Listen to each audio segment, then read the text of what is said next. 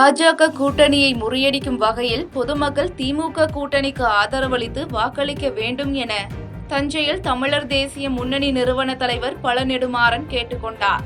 தஞ்சையில் தமிழர் தேசிய முன்னணி நிறுவன தலைவர் பழ நெடுமாறன் தலைமையில் தலைமை செயற்குழு கலந்தாய்வு கூட்டம் நடைபெற்றது.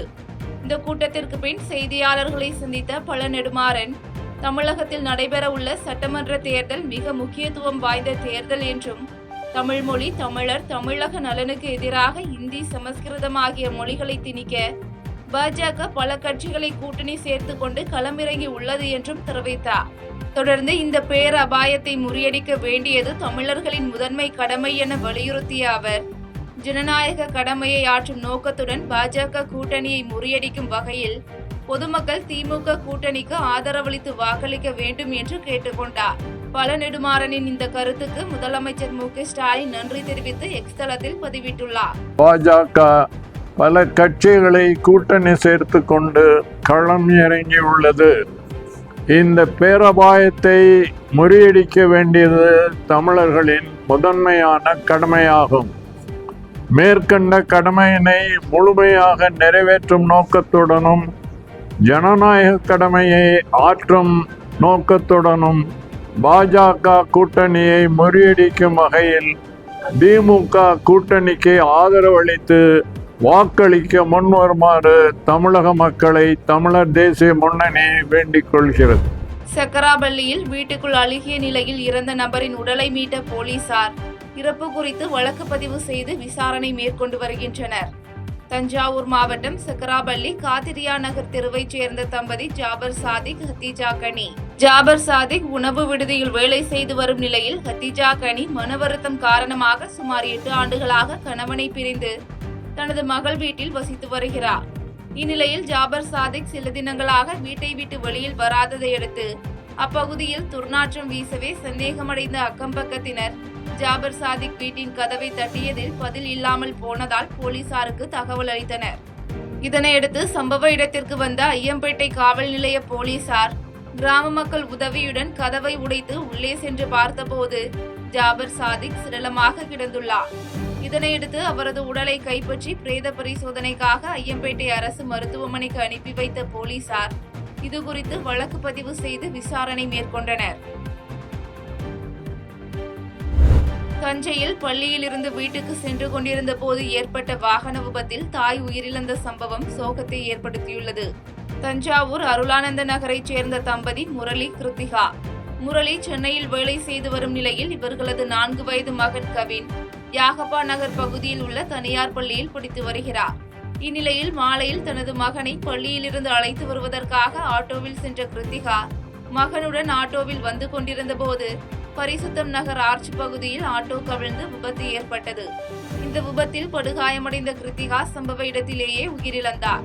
இதுகுறித்த தகவலின் பேரில் சம்பவ இடத்திற்கு வந்த போக்குவரத்து புலனாய்வு போலீசார் கிருத்திகாவின் உடலை மீட்டு பிரேத பரிசோதனைக்காக தஞ்சாவூர் மருத்துவக் கல்லூரி மருத்துவமனைக்கு அனுப்பி வைத்தனர். மேலும் இதுகுறித்து ஆட்டோ டிரைவர் பார்த்திபன் என்பவரிடம் போலீசார் விசாரணை மேற்கொண்டு வருகின்றனர். பாஜக வெற்றி பெற்றால் அதிமுகவை பூஜ்ஜியமாக்கிவிடும் என்பதால் அதிமுக தொண்டர்கள் திமுகவுக்கு வாக்களிக்க தயாராகிவிட்டார்கள் என்று மேல்மலையனூரில் முன்னாள் அமைச்சர் செஞ்சி மஸ்தான் தெரிவித்தார். விழுப்புரம் மாவட்டம் மேல்மலையனூர் பகுதியில் மேல்மலையனூர் ஒன்றிய திமுக ஆலோசனை கூட்டம் ஒன்றிய செயலாளர் நெடுஞ்செழியன் தலைமையில் நடைபெற்றது.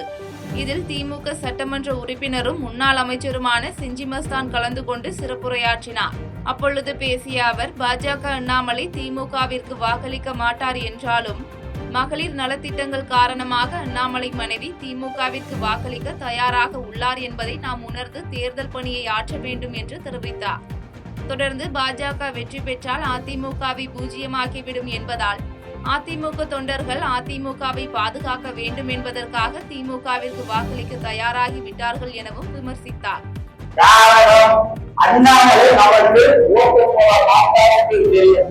ஆனால் அண்ணாமலையுடைய மனைவி அவருக்கு ஓட்டு போட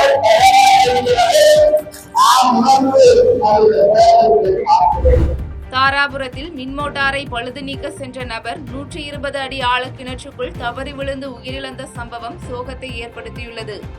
திருப்பூர் மாவட்டம் வெறப்பாளையம் கிராமத்தைச் சேர்ந்த சத்யராஜ் என்பவர் தாராபுரம் உடுமலை சாலையில் உள்ள மீனாட்சி தோட்டம் என்ற விவசாய தோட்டத்தில் மின்மோட்டார் பழுதை சரி செய்யும் பணியில் ஈடுபட்டிருந்தார்.